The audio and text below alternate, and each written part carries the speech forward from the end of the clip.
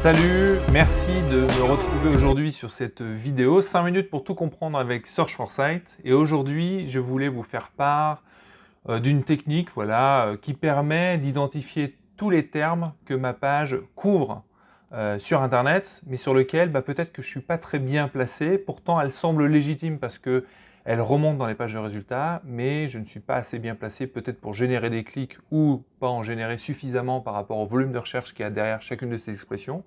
Et donc depuis la Search Console, on va regarder ensemble la Search Console, il y a possibilité de pouvoir les identifier très facilement et de se dire, tiens, ces termes-là, ils sont présents ou peut-être pas du tout présents, peut-être ça vaudrait le coup de les rajouter, de créer un paragraphe dédié à toutes ces terminologies pour bien se dire que la page va mieux remonter et mieux apparaître sur ces résultats-là, sur ces recherches-là, et rendre cette page plus intéressante en termes de couverture sémantique.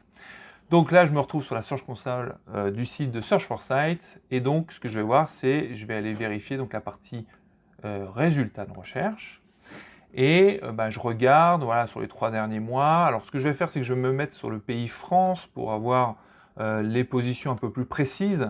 En fait, ces positions elles sont calculées par rapport au positionnement de vos mots-clés sur tous les pays, ce qui fait parfois des moyennes un peu décevantes, parce qu'effectivement, peut-être qu'en Algérie, au Maroc, ou dans d'autres pays francophones, ou anglophones sur lesquels ce n'est pas forcément nos marchés, on n'est pas très bien placé, parce que justement, il n'y a pas un travail spécifique.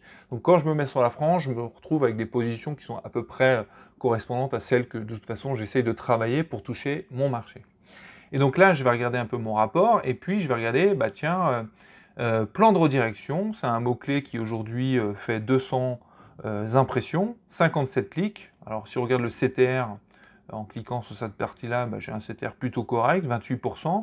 Ma position ne doit pas être inintéressante, je suis premier. Donc je me dis très bien, premier sur le plan de redirection. Est-ce qu'il n'y aurait pas d'autres termes un peu connexes qui pourraient être intéressants pour cette page-là, que je pourrais peut-être mieux travailler et qui me permettraient du coup d'élargir un peu le périmètre sémantique de ma page? Donc ce que je vais faire, c'est qu'on va sélectionner le mot-clé plan de redirection, je change de rapport, j'ai un rapport dédié à ce mot-clé-là.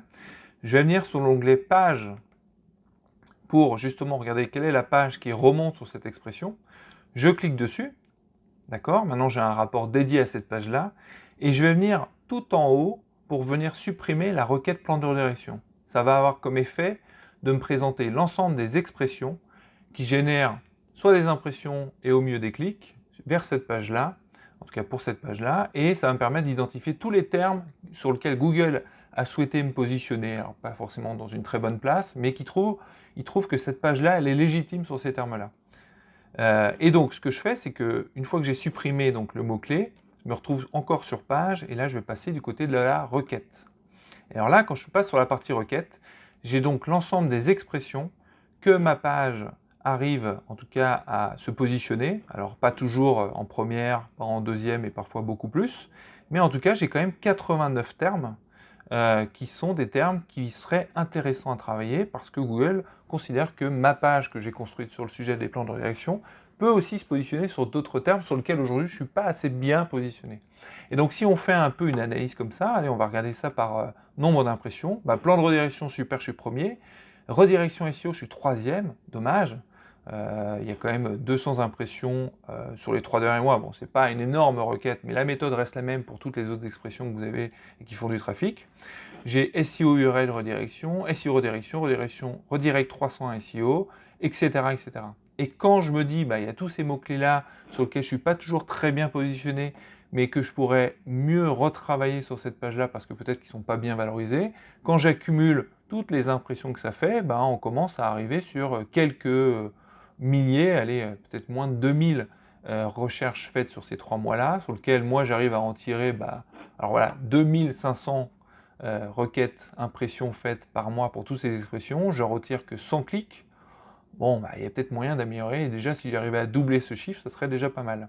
Et donc ainsi, vous allez pouvoir identifier très facilement les requêtes que vous pourriez mieux retravailler sur votre site, et ainsi pouvoir la renforcer sémantiquement pour vous positionner sur l'ensemble de ces expressions. Voilà, écoutez, ça c'est quelque chose à appliquer un peu sur toutes les expressions sur lesquelles vous êtes déjà positionné, pour essayer de travailler sémantiquement, de vous faire un nouveau brief pour venir alimenter votre page et mieux la faire remonter sur ces expressions connexes. Voilà, bah écoutez, j'espère que cette astuce vous aura aidé, et puis je vous dis à bientôt pour une prochaine vidéo.